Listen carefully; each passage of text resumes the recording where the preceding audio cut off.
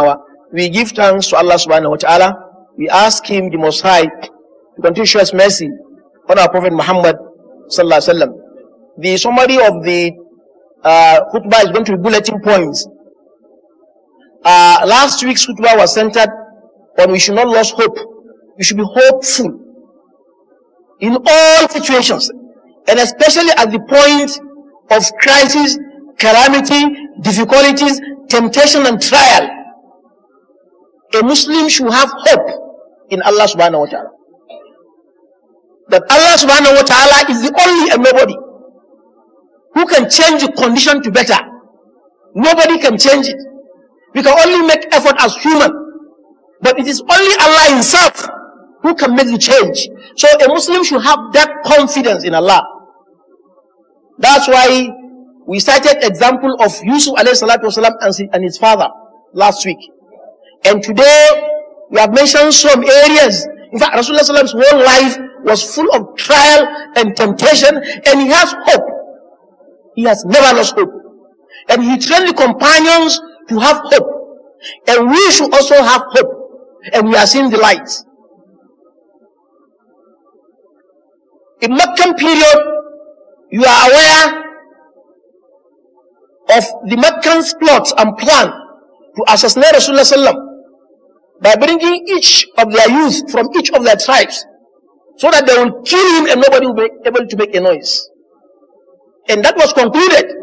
It remains only execution. In fact, they have surrounded and surrounded the house of Rasulullah sallallahu alaihi wasallam. He became aware. But because of his trustworthiness, their items that they kept with him, he gave them to Ali radiallahu anhu, one after the other. And he summoned a very big courage, and he walked out of his house, meeting them there, not even seeing him. There were those, some said they fell asleep, some said they were not more sensing, some said they cannot even understand what is really happening. Because Rasulullah sallallahu alaihi wasallam is assisted by Allah. And he passed by them, nobody noticed him.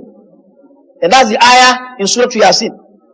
And you are aware also in the cave, he and his friend, Sayyidina Abu Bakr radiallahu anhu, when the sorcerers followed suit steps and found out that this cave, he's inside the cave. And they were discussing, wrangling, arguing. Rasulullah sallallahu alaihi wasallam is hearing them. Sayyidina Abu Bakr is hearing them. Sayyidina Abu Bakr became disturbed. He said, Ya Rasulullah, if any of them should look at his feet, that is just to look down, he will see us. Then Rasulullah sallallahu alaihi wasallam comforted him and told him, oh, Sayyidina Abu Bakr, Allah is with us. Allah is aware. Then Allah subhanahu wa ta'ala sent tranquility and peace in the heart of Rasulullah sallallahu alaihi wasallam. And then he sent soldiers, unseen soldiers, to take care of the situation. And they were able to leave the place successfully, freely, after a very terrible, serious trial. In Medina, a number of uncountable trials. Rasulullah so much loved Mecca, so much, that he doesn't want to be facing Jerusalem in prayers. He wants to be facing Mecca, his city. That's a point for you to like and love Nigeria within the limitation of the Sharia. You are giving birth to in Nigeria. You are eating here. You are drinking here. Every part of your life is here. You must recognize and appreciate Allah for making you a Nigerian. Rasulullah sallallahu alaihi wasallam so much loved Mecca until when Allah turned his face to be facing Mecca, where we are facing now in our prayers. It's effort upon effort. So anytime you are in trial, be hopeful. Don't lose hope, because Allah is going to be with you. And after the battle of Uhud, where Rasulullah sallallahu alaihi wasallam lost about 70 companions, great mighty companions, it was a big casualty. When he buried them, he told the companions, he said, visit them and say salama to them. I swear by whom my soul is in his hand, nobody will come here and say salam to them except they answer that person. They are alive, they are not dead. Now the casualty is a big one. Some lost their parents, some lost part of their body, some eye, some hand, some. But with that, Meccans decided to come back for the second battle. so as to take along with them concubines and slaves, because that was the case in the Battle of Badr. So they want to make a complete retaliation. But when Rasulullah gave her the companion in this condition very difficult, he said, Meccans are coming back. Are you ready to face them? They say, by Allah, all of us are ready to face them again. They have the hope. They have the hope. It is this hope and their iman that Allah destabilized the kuffar without coming. And Allah is pointing it to us so that we don't lose hope in any period. In fact, we're supposed to have more hope when we are in calamity and crisis. The 10 days coming are special. First 10 days of the Hijrah. Mostly they are not recognized like the 10 days of Ramadan, because Ramadan is popular, a pillar. Of course, this one also is in conjunction with a pillar of Hajj.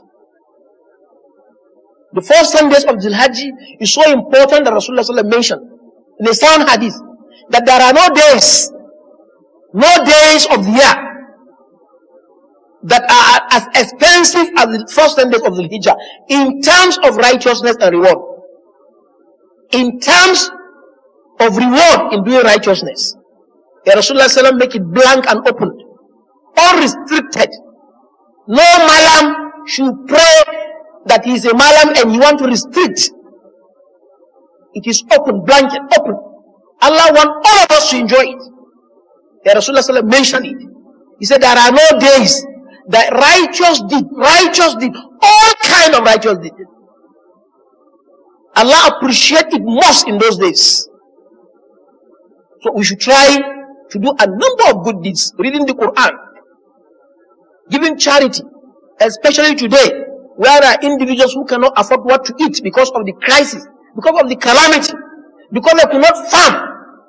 Bandits, kidnappers, BH, save a number of crises we are facing. So people are in abject poverty. Those who actually are depending on themselves today, they are stranded. So it's an opportunity for you to feed them. In fact, if you turn the money of Hajj to feeding the poor in this country, it's going to be another blessing. The gate is open. Let Muslims see difference in these 10 days. Allah may use that to uplift all the crises for us.